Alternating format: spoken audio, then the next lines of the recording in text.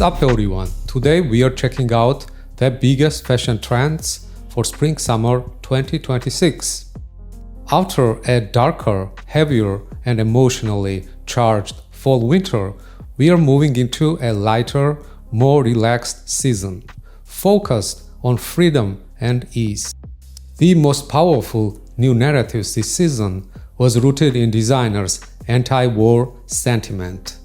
They are channeling the 60s and 70s with hippie-inspired clothing, psychedelic prints and patterns, a reminder to fight wars with peace and love. Comfort, practicality and mobility are huge too. Trends like Pyjamacore, oversized bags and utility-inspired uniforms blur the lines between home, travel and the office. This season also thrives on contrasts. We are seeing an interesting clash between historical references and modernity.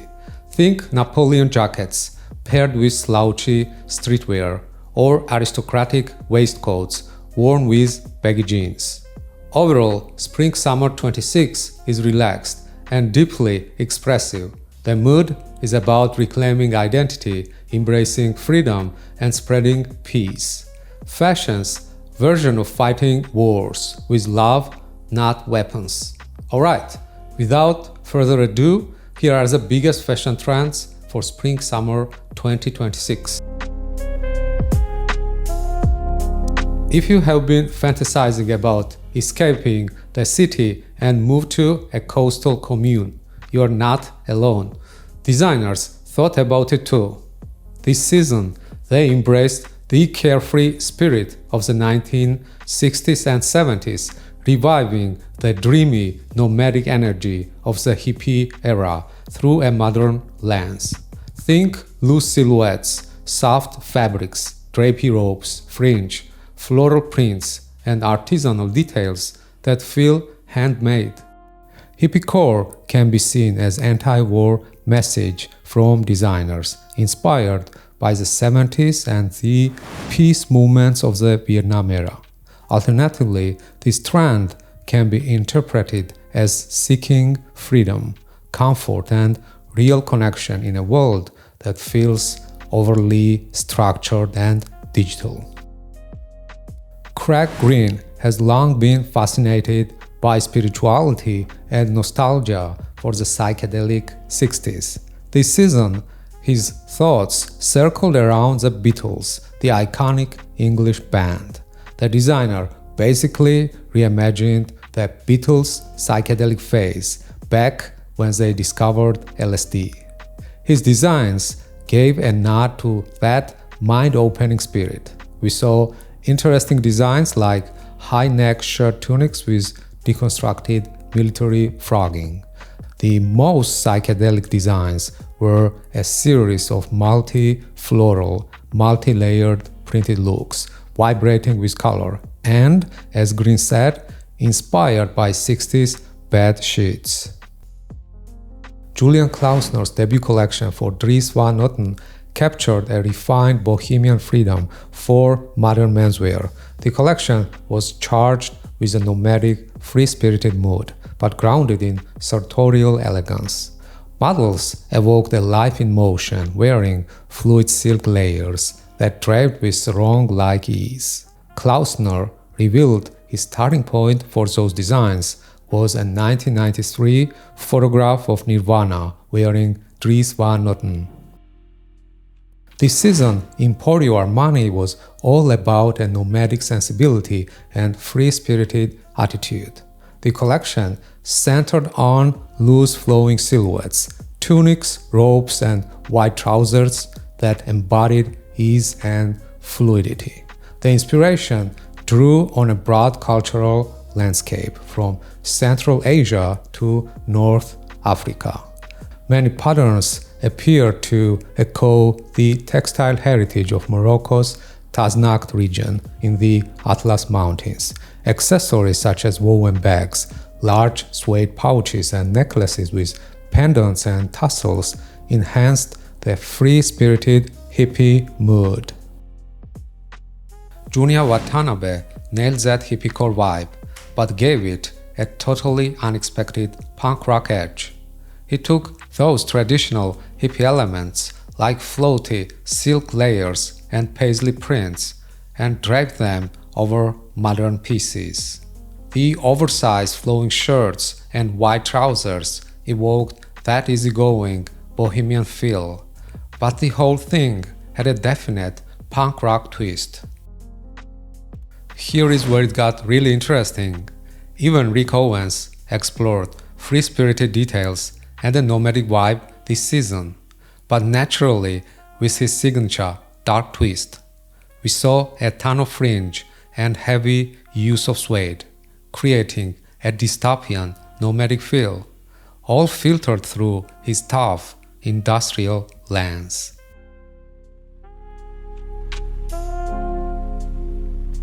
Designers have finally landed on the 1980s for inspiration after cycling through nearly every other decade last season, and this time they are bringing back those famously bold power dressing silhouettes for menswear. If you think 80s, you think exaggerated shoulders, wide shapes, and double-breasted power tailoring, clothes designed to project confidence, authority, and ambition. For 2026, designers kept all of that but updated it for modern lifestyles. They softened that classic 80s stiffness with fluid cuts and unstructured layering, which made the whole look feel modern, comfortable, and actually wearable today. Designers like Dolce & Gabbana brilliantly contrasted 80s-inspired tailoring with extreme casual wear. They created a deliberate tension between structure and comfort. Iconic oversized blazers with strong shoulders, symbols of 80s power, were radically deformalized, paired with pajama-like trousers in soft, flowing fabrics. The result was a collection that felt both sharp and spontaneous, formal yet laid back, perfect for the modern man who moved fluidly between worlds. Saint Laurent revived the 80s tailoring through dramatically oversized blazers and trench coats with intensely broad shoulders. These architectural silhouettes were softened by lightweight flowing materials and a rich palette of deep earth tones. The styling was sensual and fluid, with white trousers secured high on the waist with wrapped belts. Anthony Vaccarello reimagined the power of the 80s through a lens of contemporary ease and refined luxury. Valentino reimagined 1980s tailoring through a highly poetic lens. Alessandro Michele took classic pieces like broad-shouldered, double-breasted suits and blazers and stripped away the stiffness and rigidity of traditional power dressing. Instead, he added softness and romanticism. He subverted the looks with details like Baroque statement necklaces and functional utility pockets. Dario Vitale kicked off his first and last collection for Versace with a huge 80s throwback. Drawing heavily from Gianni Versace's late 80s designs, he reimagined those iconic silhouettes and shapes through his own lens. It was classic 80s Versace, but mixed with vintage vibes, lots of layering, and a relaxed, undone attitude.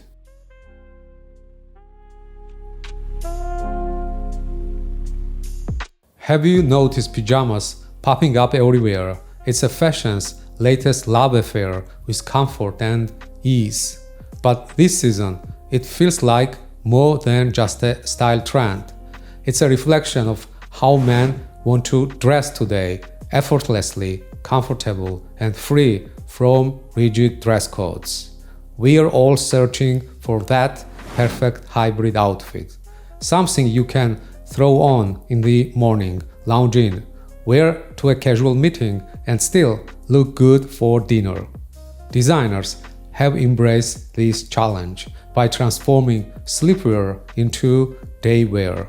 This time, pajamas are elevated, polished, and intentionally stylish. And you can tell, designers are taking this seriously. Powerhouses like Dolce & Gabbana even devoted the entire collection to reimagining sleepwear for the modern world. On the runway, there was an endless parade of luxe pajamas, crafted from lightweight cotton jacquard. This styling was bold with striking contrasts. Pajama sets were layered with unexpected pieces, like rugged biker jackets or leopard print overcoats. Designers also played with highs and lows. Some looks leaned into a deliberately crumpled, lived-in texture, capturing that effortless, just rolled out of bed vibes. Others went full glamour, featuring pajamas with hand-applied stones, crystal embroidery, and dazzling accessories that elevated sleepwear into pure luxury. Haider Ackermann, in his seductive and mysterious collection for Tom Ford, blurred the line between sleepwear and formal evening attire. Classic pajama silhouettes were reimagined in luxurious pale pink silk, while opulent robe coats were presented as statement outerwear. Then we have Saint Laurent, which offered a relaxed yet elegant take on menswear. The core look centered around an oversized striped pajama set. Models looked as if they'd literally just rolled out of bed, grabbed their classic pants and polished shoes, and thrown them on over their pajamas. The finishing touch, a sleek tie, pulled everything together, adding just enough sharpness to balance the effortless vibe. Last but not least, the Amiri collection took the pajamas and loungewear in a distinctly opulent, Hollywood glam direction.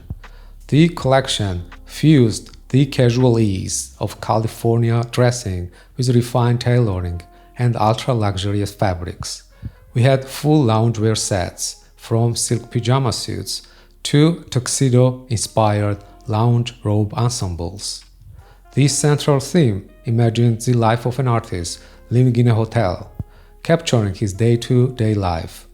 Models looked as if they were checking into a glamorous Chateau Amiri, where the dress code prioritized ultimate high-end comfort.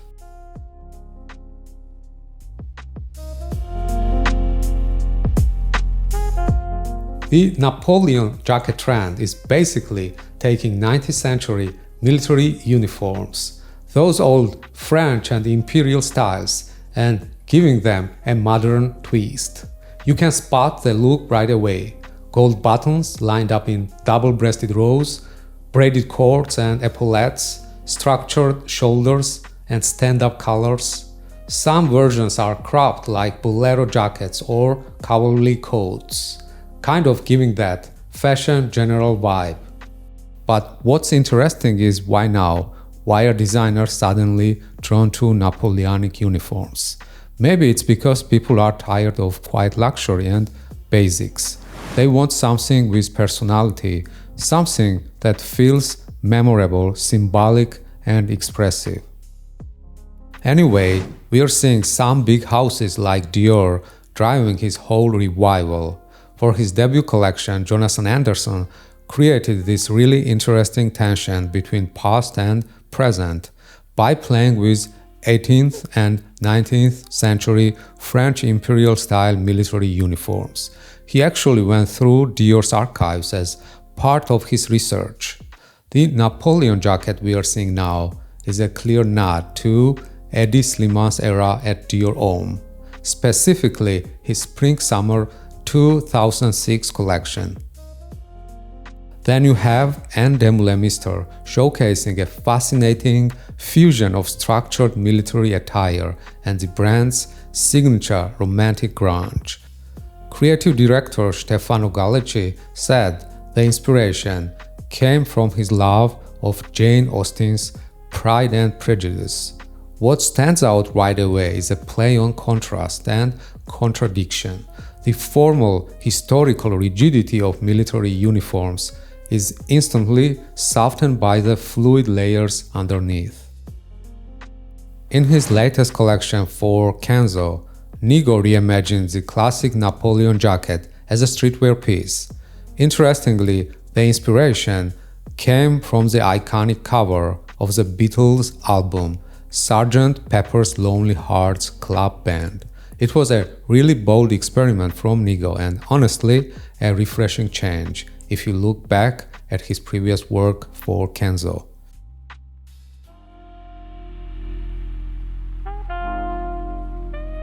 The Spring-Summer 2026 men's collections saw a big push for wide Bermuda shorts. Clearly, shorts in summer are not exactly groundbreaking, but what's interesting is how they fit into this bigger shift we are seeing in menswear. Designers are clearly influenced by a global mood, where practicality and total comfort are being prioritized. Looking at Dior, Jonathan Anderson brought a really interesting twist. His design was inspired by Dior's 1948 couture dress called Delft. He took the dress' stiff architectural structure and reimagined it as super wide Bermuda cargo shorts. According to the designer, it's a good bridge between history, commerce, style, and make. White Bermudas also made an appearance in Louis Trotter's debut collection for Bottega Veneta. The collection revolved around ideas of soft functionality and liberation.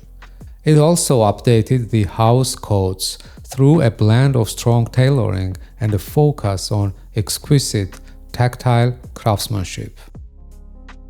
At Comme des Garçons, the white Bermuda shorts intentionally challenged the idea of traditional suit trousers. Some of them were layered with asymmetrical fabrics, almost transforming into hybrids between shorts and kilts.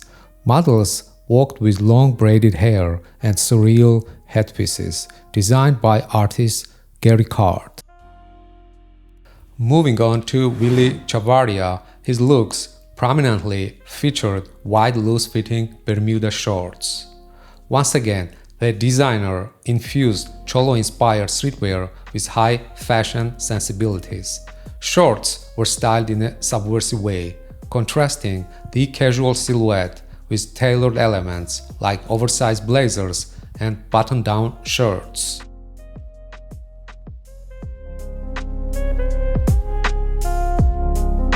Trippy Prints on the Spring-Summer 26 runways reflect fashion's renewed fascination with psychedelic 70s aesthetics. Think swirling patterns, kaleidoscopic colors, and distorted and surreal high-contrast graphics.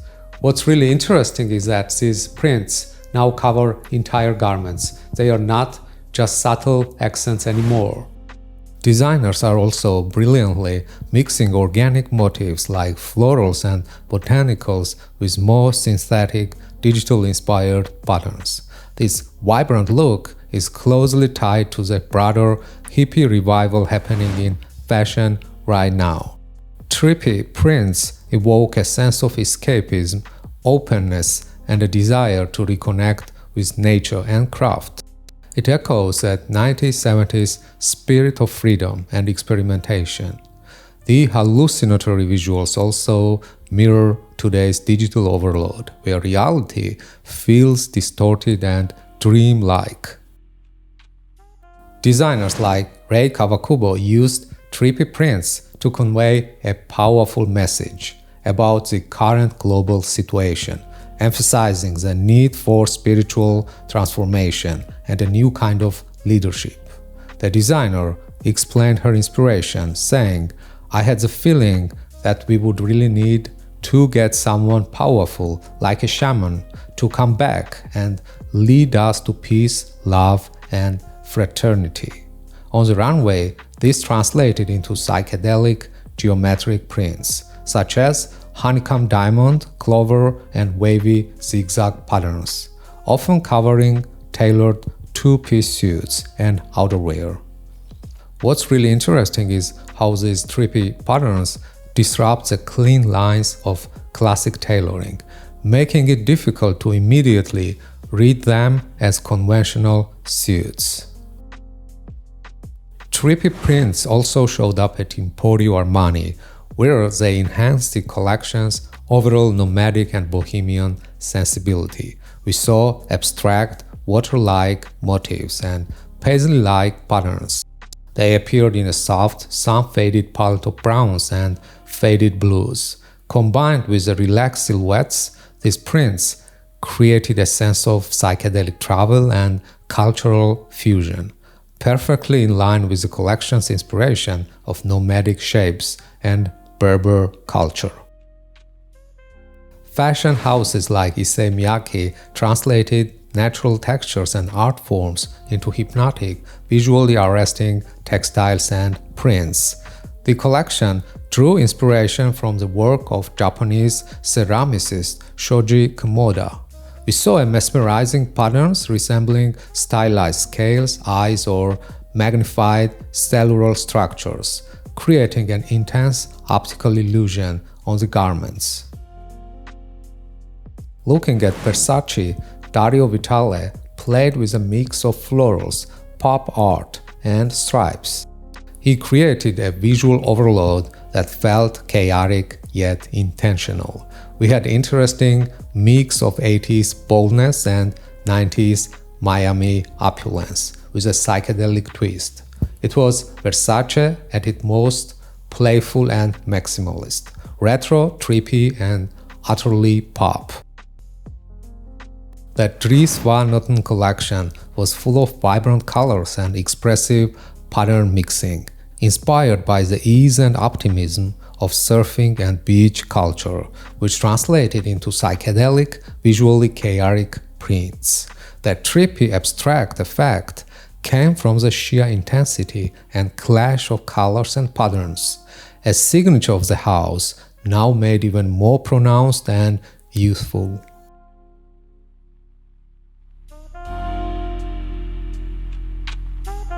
The utility uniform trend on the Spring-Summer 2026 runways reimagines workwear for a new era, one defined by uncertainty about labor, technology, and what real work means.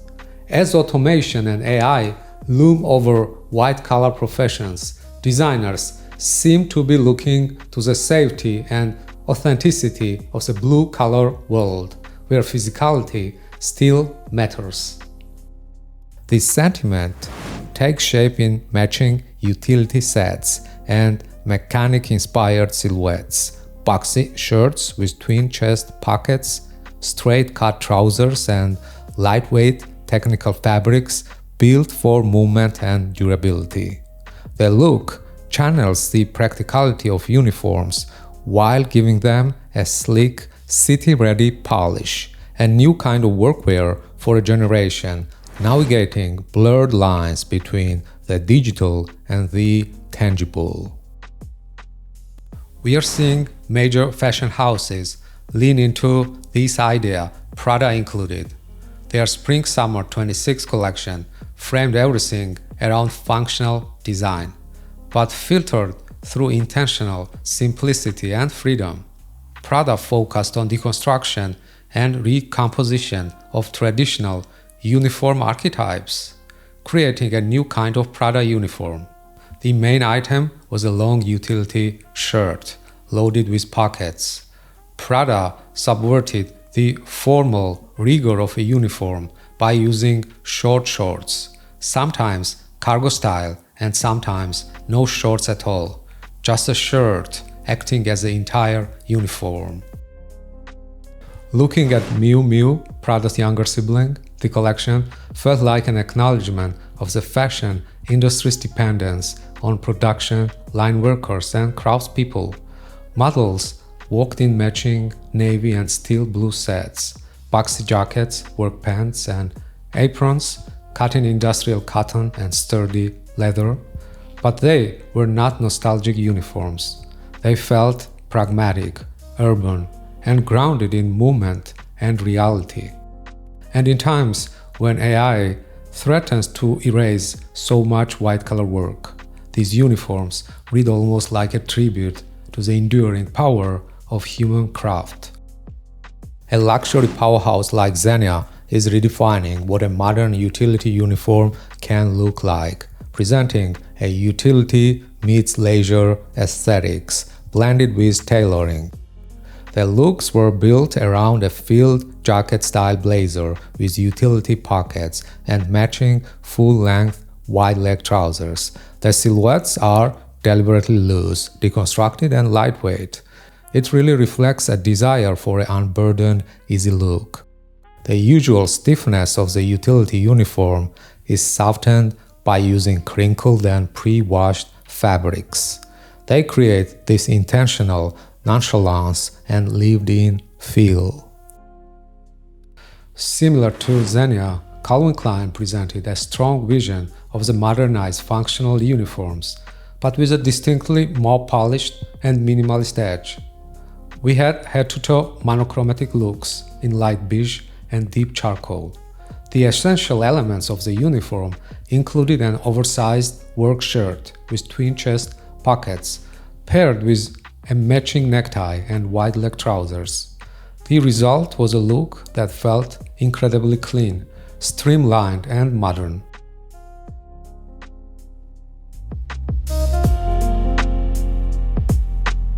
In a season defined by individuality and refinement, the waistcoat trend represents what modern dressing is all about: simple, adaptable, and elegant.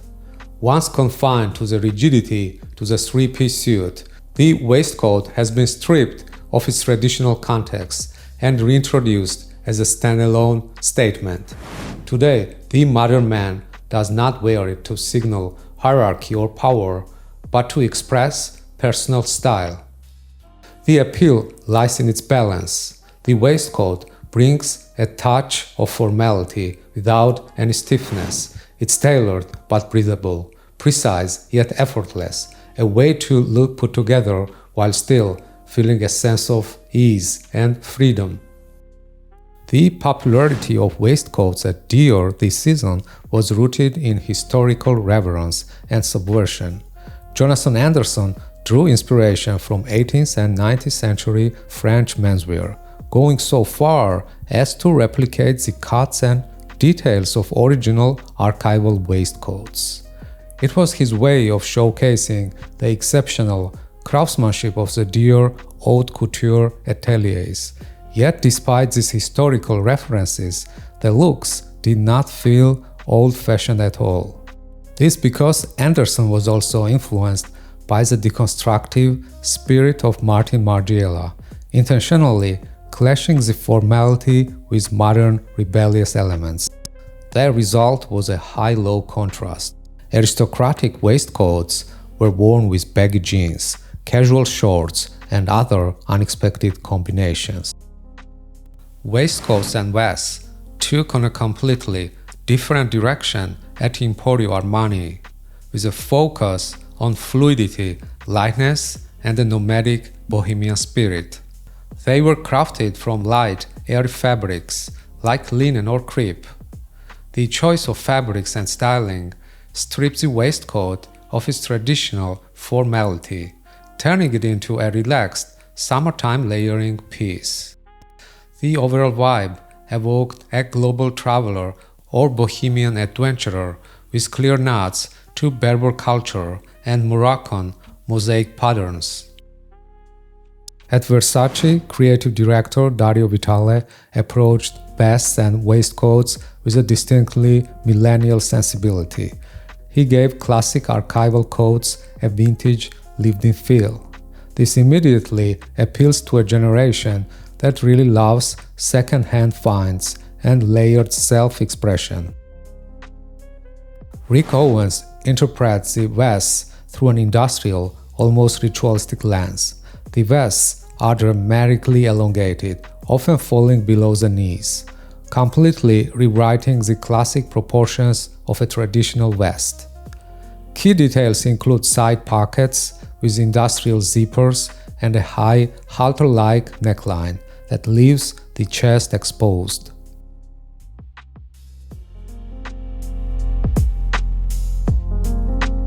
Oversized bags, especially shopper-style totes, emerged as one of the defining accessories of the Spring-Summer 2026 menswear season. Designers embrace exaggerated proportions, moving away from compact, minimal bags toward roomier, more hybrid designs. These larger bags are built for real life, work, travel, weekends, and everything in between. They merge utility and luxury, perfectly mirroring the hybrid lifestyles of men who navigate fluidly between professional, social, and personal worlds. Hermes, for instance, unveiled a wide range of generously sized bags, oversized totes, spacious duffels, classic sailor-style keep-alls, many crafted in the Maison's signature leather and canvas. The overall vibe was kinda relaxed, wealthy man's city wardrobe, catering to his hybrid lifestyle of work, travel, and leisure. And the oversized bags were central to shaping that image. The entire lineup was designed for a man who is cool and always on the move. Oversized bags at Zegna created a dialogue between utility and luxurious ease. Most of the bags are unstructured and designed in monochrome tones. They are carried casually on the shoulder or simply clutched under the arm, which once again emphasize their role as effortless, comfortable accessories for a hybrid, mobile lifestyle. The Dolce & Gabbana Spring-Summer 26 collection presented a fascinating tension between comfort, practicality, and mobility. We have an interesting contrast between oversized statement bags and ultra-relaxed sleepwear-inspired clothing. The oversized bags, often structured and rendered in bold leopard prints, contrasting colors, and luxurious leathers, serve as a powerful functional anchors. They suggest the wearer is prepared for anything: a busy day, spontaneous travel, or everyday errands, even while dressed as if they just rolled out of bed. Then you have Bottega Veneta, which showcased a wide range of maximalist bags that could be carried as oversized clutches, hold-alls, or shoulder totes.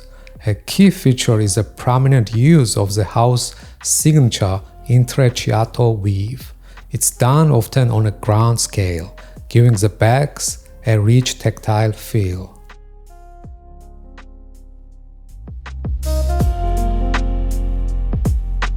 Designers revisited preppy style this season, reworking Ivy League, country club, and tennis club motifs. Think polos, cardigans, vests, crest blazers, etc.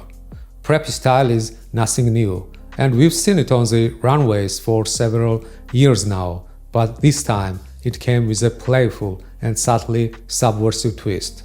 The goal was not nostalgia, but rather a reimagining of prep that feels comfortable, rooted in heritage, yet distinctly modern.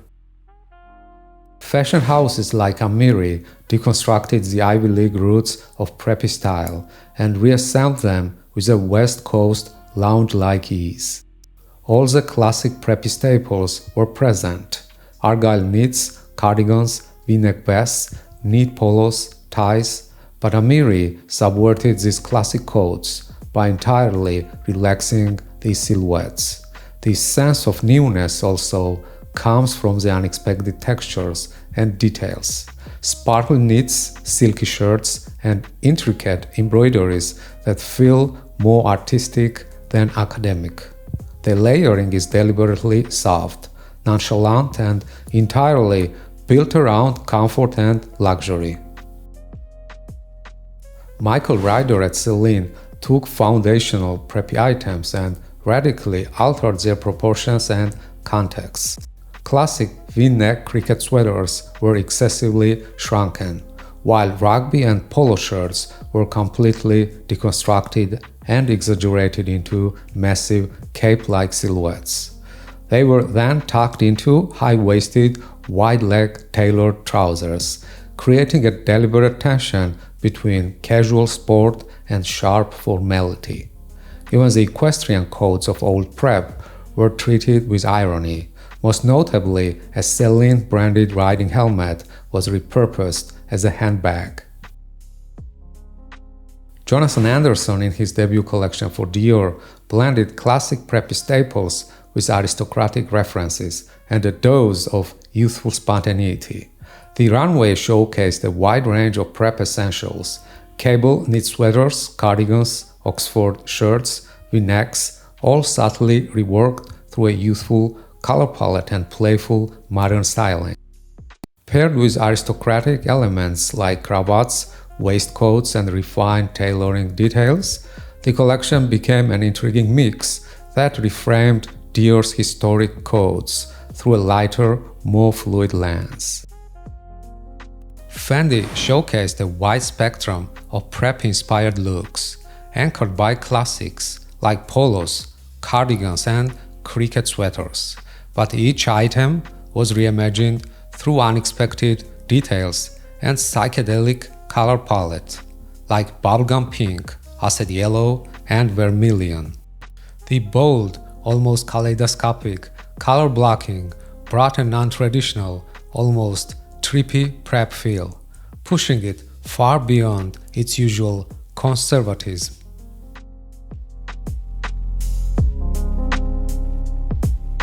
Vertical stripes are closely tied to the Pyjamacore trend discussed earlier, as many traditional pyjama sets feature this exact pattern.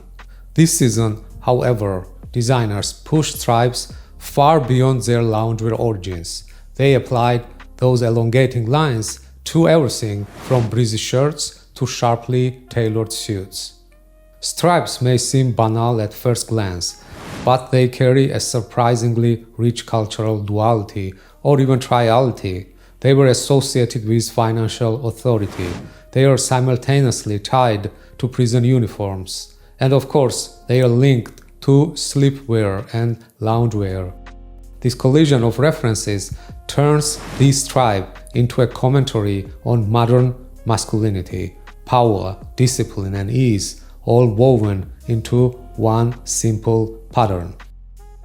The Dries Van Noten Spring-Summer collection featured vertical stripes in a vibrant, maximalist way.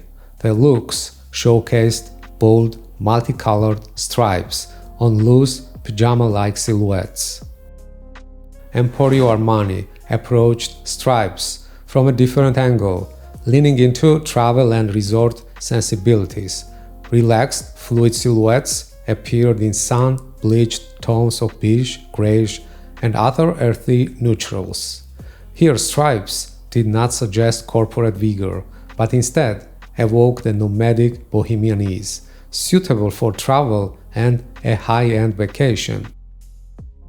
ERD puts vertical stripes in the context of punk and deconstructed aesthetic. The traditional pinstripe, a symbol of order, is intentionally subverted with an anti-establishment edge to convey a sense of rebellion. Pharrell Williams at Louis Vuitton was inspired by a theme of lived-in elegance and global dandyism. Stripes appeared frequently across Southern tailoring and shirts, rendered in some faded, washed-out tones of dusty browns, creams, and purples. The vertical line showed up both as classic pinstripes on business wear and as loungewear stripes on pajama-inspired pants and tops. They bridged formality with comfort. Then you have Willy Chavarria using vertical stripes to anchor his clothes in a powerful narrative of identity. His oversized, vintage-inspired suiting drew directly from zoot suit and Pochuco style, aesthetics that became foundational to early Chicano subculture. Neckties have dominated the past few seasons, and that momentum continued again this season. This time, however, a fresher alternative emerged: the retro neckerchief. It was just as prominent on the runways as neckties were. Menswear designers brought it back as a subtle nod to elegance, individuality, and nostalgia, drawing inspiration from mid-century French foulards and cowboy bandanas.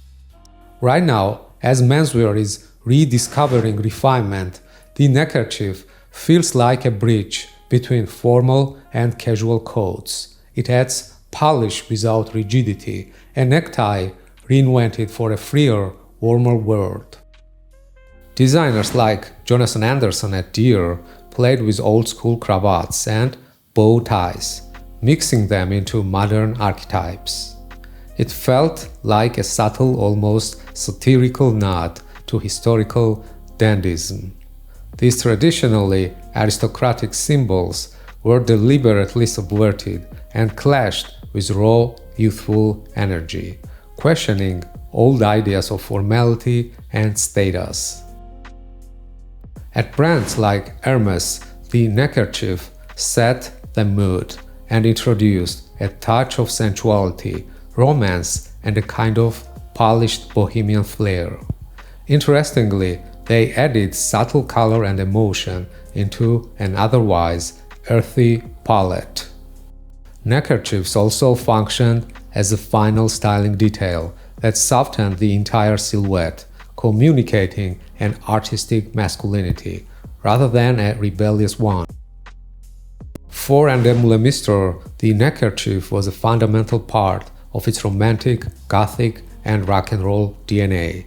Styled as bandanas or loose cravats, the neckerchiefs instantly pushed their looks somewhere between pirate, poetic, and dark romantic. Last but not least, Italian powerhouse Zegna showcased thin retro neckerchiefs as a key element of its new luxury leisure wear. They are made from ultra-light fabrics to match the lightness of the brand's signature OSC Zegna garments. The styling is deliberately nonchalant and textural, often paired with unlined, crinkled suits to emphasize a lived-in, anti-perfectionist attitude.